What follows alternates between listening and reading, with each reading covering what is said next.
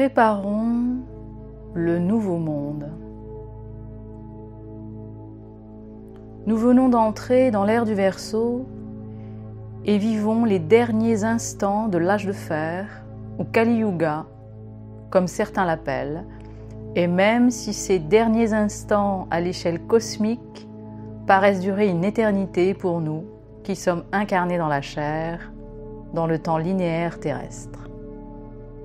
Mais patience, car chaque instant est une respiration cosmique et humaine dont l'importance est incontournable et inévitable, indispensable à la construction de notre nouveau monde, pour introduire l'âge d'or à venir de l'humanité, c'est-à-dire l'avènement de l'humanité divine, l'incarnation de Dieu sur la terre. Qui sommes-nous ?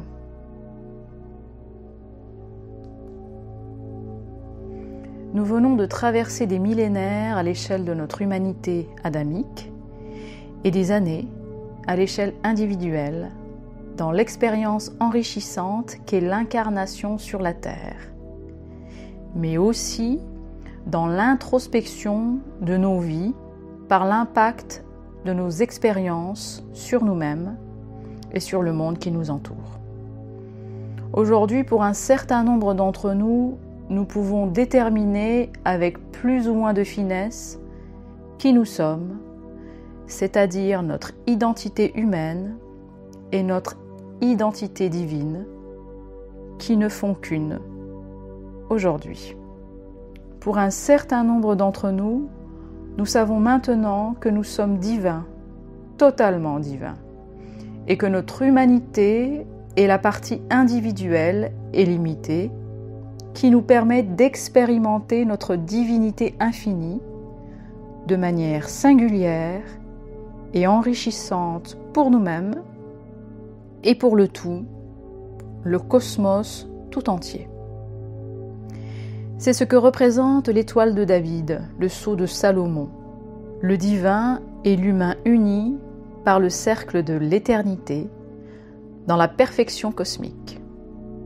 Mais aussi, comme nous l'avons vu dans d'autres vidéos précédentes, l'union du féminin et du masculin sacré par le divin. Voilà qui nous sommes. Nous sommes, à l'échelle individuelle, l'union du féminin avec le masculin dans la conscience divine. Le féminin est notre côté réceptif, notre antenne du divin, et notre masculin est notre côté émetteur du divin. Lorsque nous en avons conscience, alors notre vie n'est plus un champ de chaos menant à la destruction, mais plutôt un champ illimité des possibles dans un ordre cosmique créateur. Voilà ce que la conscience de nous-mêmes nous apporte, de l'ordre et de la création, voire du génie pour les plus audacieux d'entre nous. Mais où est l'amour dans tout ça ? L'amour est incontournable quand on est à la recherche de qui on est. Comme nous l'avons vu dans des vidéos précédentes, l'amour est notre identité divine, c'est-à-dire que l'amour est notre substance primordiale. L'amour est notre essence pure. Et sur Terre, nous venons expérimenter la vie pour prendre conscience de cet amour, pour prendre conscience que nous sommes cet amour. Vous êtes cet amour. Et le but de votre vie, le but de la vie, est de prendre conscience que vous êtes cet amour, mais à travers un chemin qui vous est propre, unique, pour manifester une singularité de cet amour infini par qui vous êtes sur la Terre. De manière plus concrète, vous êtes venu incarner sur Terre l'amour infini, mais d'une manière unique qui vous est propre. Car chaque être humain est unique et sa singularité est déterminante pour que le tout, le cosmos tout entier, s'exprime et s'expanse. Lorsque nous prenons conscience de qui nous sommes et que nous l'incarnons à travers notre vie, dans la singularité de notre humanité, alors nous participons activement à l'expression de Dieu, à son expansion. Que voulons-nous ? Lorsque l'on sait qui on peut incarner son individualité divine sur la terre selon notre volonté. La volonté est ce qui caractérise l'humain des autres règnes sur la terre, que sont le minéral, le végétal et l'animal. L'humain, lui, a la possibilité, le pouvoir de choisir ce qu'il veut vivre, ce qu'il veut être. Cette volonté est ce que l'on appelle le libre arbitre. Le libre arbitre est ce que l'humain a de plus précieux, car c'est par son libre arbitre qu'il peut affirmer son existence ou pas. Être ce qu'il est, de l'amour pur, en conscience, ou ne pas l'être. Pour affirmer son existence, l'humain utilise son libre arbitre, sa volonté propre, sa volonté individuelle. Ainsi, par la volonté, il active ce qu'il est. Par la volonté, il décide d'être ou de ne pas être ce qu'il est. Par sa seule volonté, il peut manifester son propre chemin de vie. Par sa seule volonté, il peut vivre l'humain divin, unique qu'il est sur la terre. Sans volonté, il ne peut pas s'affirmer en tant qu'humain divin. La volonté est la force, l'impulsion qui oriente sa puissance divine en lui-même, qui, elle, est créatrice. C'est la volonté qui permet à notre puissance créatrice de créer ce qu'il y a de meilleur pour nous ou pas. Voilà pourquoi entretenir notre volonté, entretenir et garder notre libre arbitre est fondamental pour exister sur Terre sous la forme unique de notre divinité. Alors maintenant, que voulons-nous ? Que voulez-vous ? Lorsqu'on a retrouvé le chemin de qui on est, c'est-à-dire une expression singulière unique de Dieu, du divin qui est pur amour, ce que nous voulons, c'est exprimer la forme la plus authentique de qui nous sommes, c'est-à-dire la singularité et la richesse des possibilités qui s'offrent à nous par notre créativité en interagissant avec les autres humains dans un échange équitable qui engendrera la paix et l'harmonie du monde dans lequel on vit. C'est l'échange équitable des parties différentes en nous-mêmes qui engendre la paix, et c'est l'échange équitable entre nous et les autres qui engendre la paix et l'harmonie. C'est une histoire d'équité. Ce que l'humain divin veut, c'est exprimer la forme d'amour la plus élevée qu'il est, à mesure qu'il expérimente sa vie terrestre. Son absence ou manque de volonté créera l'inverse de ce qu'il est. Son absence de volonté créera le chaos et la destruction dans sa vie. Nous ne parlons pas ici de l'humain qui ne sait pas qui il est, qui est inconscient de qui il est et qui sert les ténèbres. Nous parlons ici uniquement de l'humain conscient de sa nature divine d'amour. Dans ce cas précis, il est crucial de déterminer ce que l'on veut aujourd'hui pour créer la vie dont nous rêvons parfois, pour exprimer la quintessence de ce qu'il y a de plus beau en nous. Cette quintessence de ce qu'il y a de plus beau en nous est appelée parfois la mission de vie et qui détermine le sens de notre vie, sa direction. Et en général, elle est inscrite au plus profond de nous-mêmes, cette mission de vie, et se révèle spontanément lorsque l'on s'ouvre à elle et qu'on l'écoute. Comment créer le nouveau monde ? Alors, comment créer la vie que nous voulons ?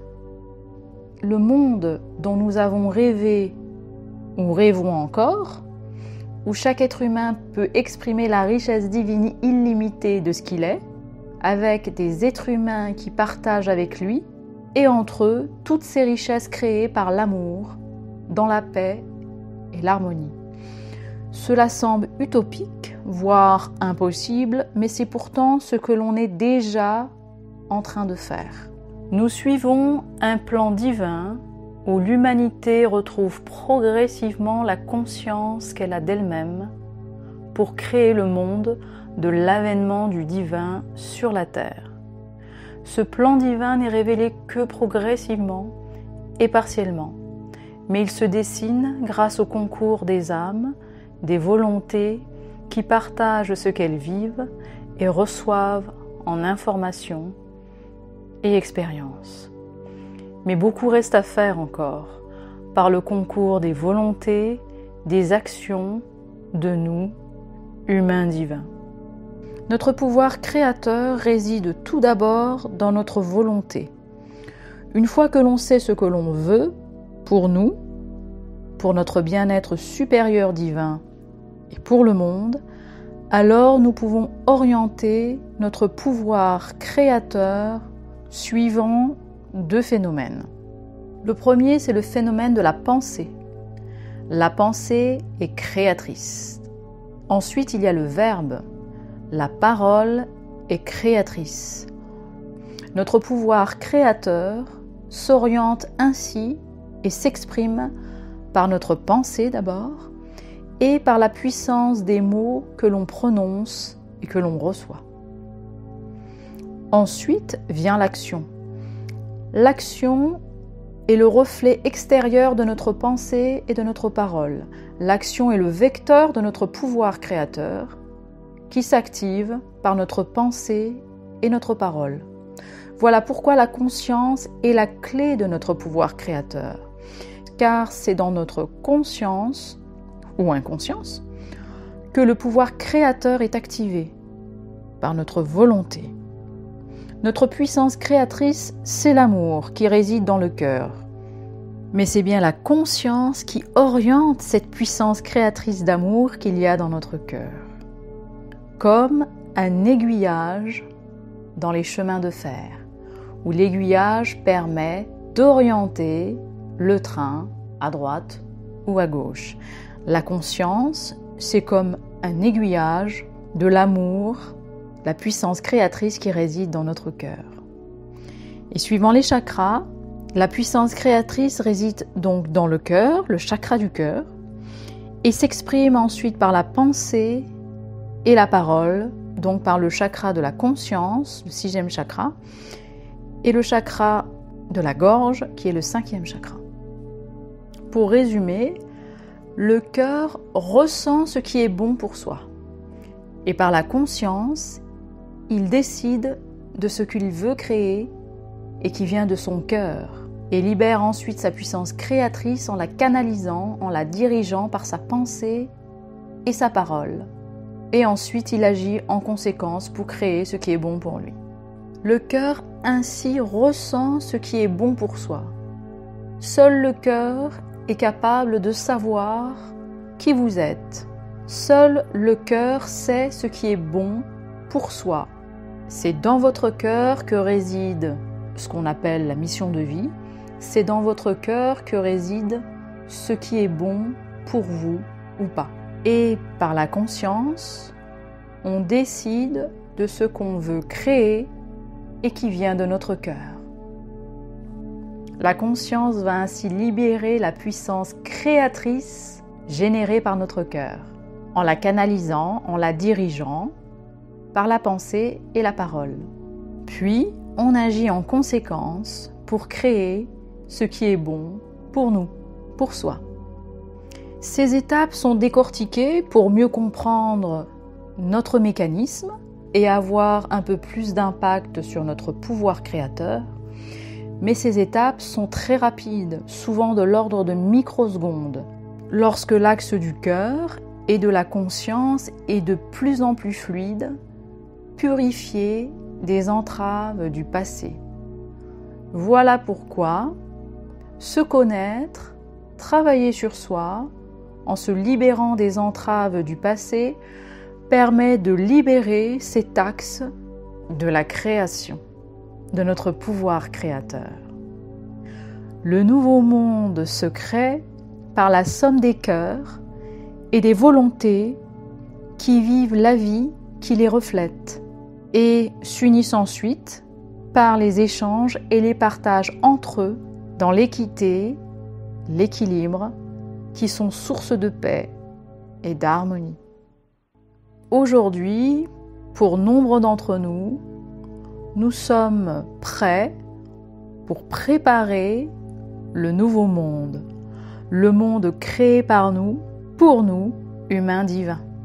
C'est en clarifiant ce que nous voulons pour nous-mêmes, pour notre bien supérieur divin, que nous pouvons créer le nouveau monde.